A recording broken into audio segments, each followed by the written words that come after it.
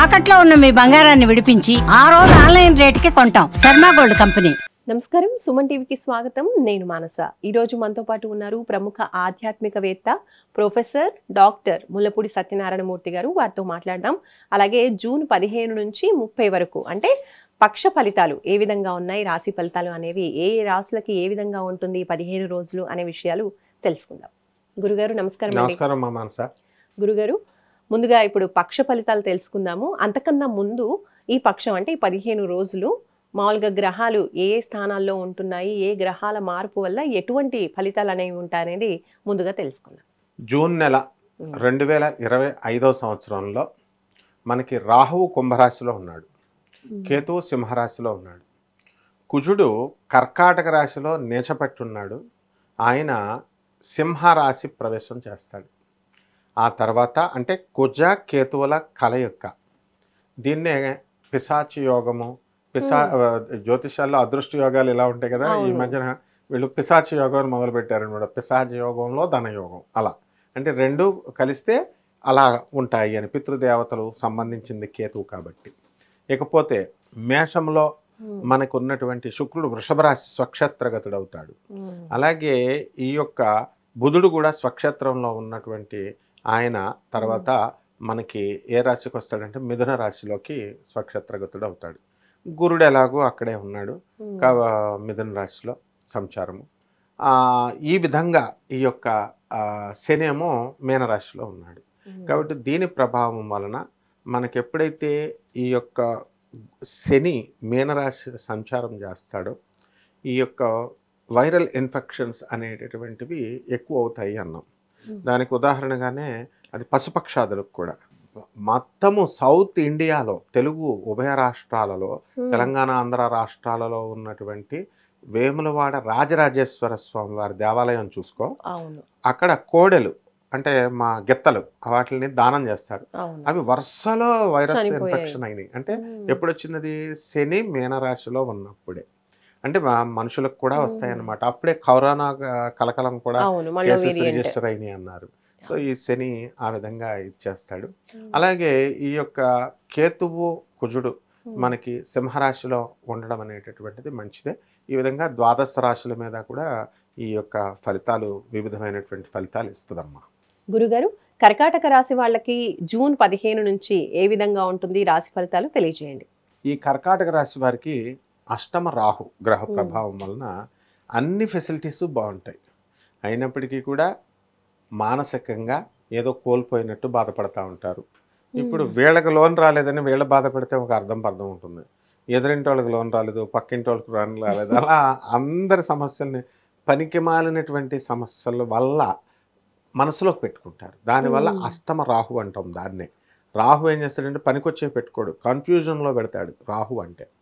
So ఈ యొక్క రాహుగ్రహం నుంచి వీళ్ళు బయటపడాలి. అంటే ఏంటి? కన్ఫ్యూజన్ నుంచి బయటపడడానికి వీళ్ళు శతవిధాల ప్రయత్నించాలి ఈ పక్షం రోజులు కూడా. ఇక వృత్తి వ్యాపార ఉద్యోగ విషయాల్లో వీళ్ళకి తిరుగులేదనమాట. చాలా చక్కటి ఆదాయం అనేటటువంటిది ఉంటుంది.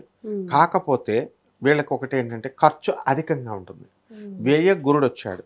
వ్యయ గురుడు రావడం వల్ల ఏమవుతుందంటే మొన్నటిదాకా మిథున రాశి వాళ్ళకి ఆ సమస్య వ్యయగురుడు సమస్య వల్ల పోలీస్ స్టేషన్లకు వెళ్ళడం, కోర్టులకు వెళ్ళడం, వాళ్ళు బాధపడ్డారు.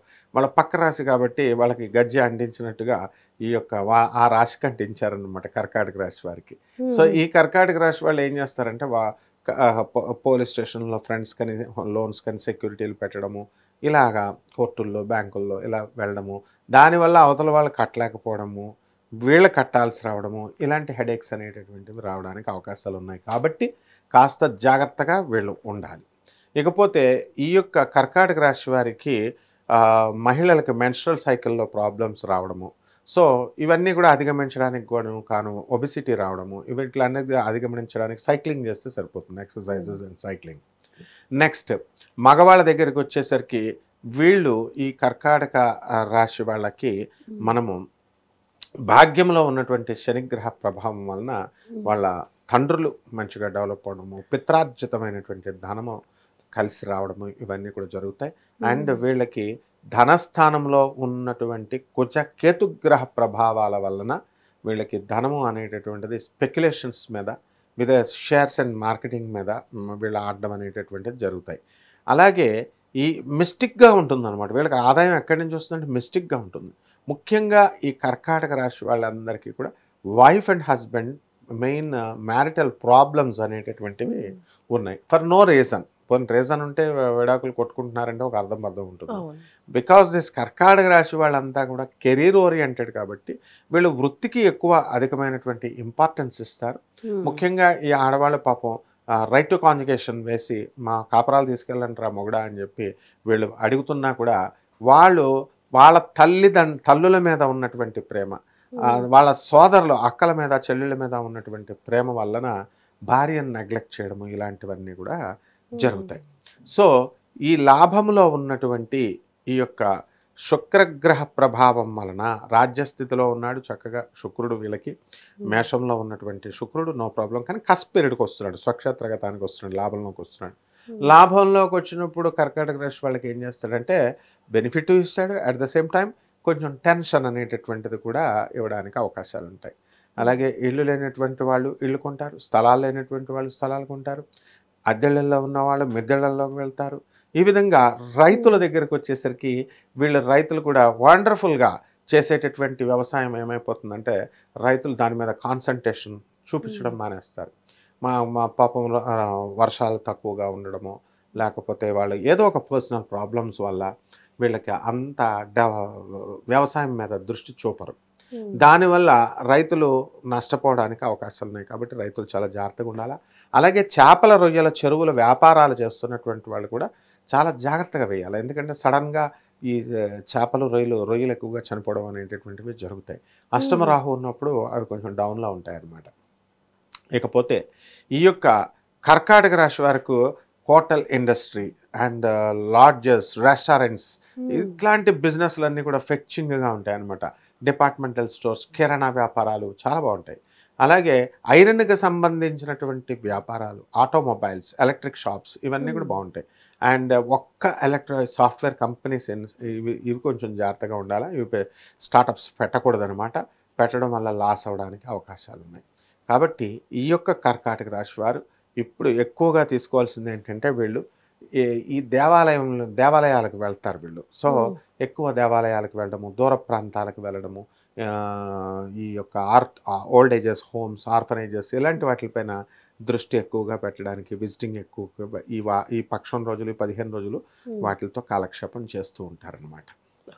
గురుగారు, ఇంకా కర్కాటక రాశి వాళ్ళు ఎటువంటి పరిహారాలు పాటించాలో తెలియజేయండి. కర్కాటక రాశి వారికి మెయిన్గా ఒకటే, ఈ పరిహారం కనుక పాటించకపోతే కనుక పిచ్చోళ్ళు అయిపోతారు వీళ్ళు. ఎందుకంటే అష్టమ రాహు ఉన్మాదం. అష్టమ రాహు శాస్త్రం, జ్యోతిష్ శాస్త్రం ఏం చెప్తుందంటే ఉన్మాదాన్ని ఇస్తుంది అన్నారు. సో దుర్గాదేవి యొక్క ఆరాధన చేసుకోవాలా. ఓం దుర్గాయై నమః అంటూ బెజవాడ కనకదుర్గమ్మ తల్లి యొక్క పటాన్ని ఇంట్లో పెట్టుకొని ఆమె పాదాల దగ్గర కుంకుమార్చన ఇంట్లోనే చేసుకోవచ్చు. అలాగే శనగల నివేదన అమ్మవారికి చేయొచ్చు. ఆ తర్వాత రాహు జపం సాంప్రదాయబద్ధంగా మనకు వచ్చేటటువంటి జ్యోతిష శాస్త్ర ప్రకారం రాహు జపం చేసుకోవాలా, రాహు స్తోత్రాలు చదువుకోవాలా. రాహుకి కిలోంపావు మినుముల్ని, ఆవు పేడ రంగు ఉన్నటువంటి వస్త్రాలనిచ్చి పేద బ్రాహ్మణులకి శనివారం నాడు ఉదయం 8 గంటలకు దానం చేయాలి. అలాగే దశమహావిద్యల్లో ఒకటైనటువంటి అమ్మవారి బగళాముఖి అమ్మవారి యొక్క హోమాన్ని వీళ్ళ ఇళ్లలో జరిపించుకోవడం ద్వారా అద్భుతమైనటువంటి ఫలితాలు వీళ్ళకి లభిస్తాయి. అండ్ వీళ్ళు మినప సున్నుండలు బాగా తయారు చేసి ఒక క్యాన్ నిండా పేదవాళ్ళకి వెళ్ళి పంచాలి. ఈ విధంగా చేసినట్లయితే చాలా బాగుంటుందమ్మా. రైట్ గురుగారు, కర్కాటక రాశి ఫలితాలు తెలియజేసినందుకు ధన్యవాదాలు. ధన్యవాదాలు.